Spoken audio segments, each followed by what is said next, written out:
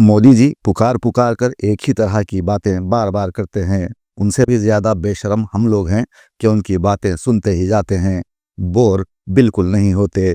तरक्की के दावे तो हर सियासतदान करता है। अब हमारे वजीर आला रेवंत रेड्डी ही को ले लें। उन्होंने तरक्की के नाम पर हाइड्रा की बुनियाद डाली।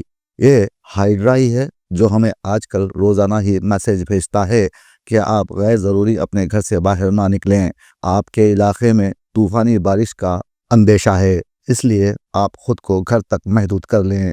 आम लोगों का ख्याल है कि हाइड्रा ने हमेशा लोगों के घरों को मिसमार किया है, कुदरती आफात में डूबते घरों को बचाने की कभी कोशिश नहीं की।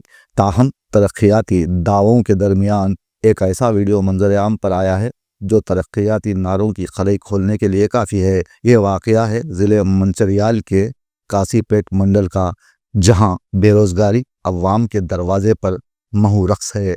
नौजवान नौकरी ना होने से परेशान हैं, ऊपर से बारिश का मौसम है, नदी नाले बिफर गए हैं, अवाम भूख से निढाल। ऐसे में चार दोस्तों ने प्लान बनाया, क्यों ना मछली का शिकार किया जाए। सुना है बारिश के मौसम में मछलियां खूब मिलती हैं। इस एक नजरिए को लेकर वो गांव में बहने वाली नदी के किनारे बैठ गए, जो मुख्तलिफ जावियों में बहती है।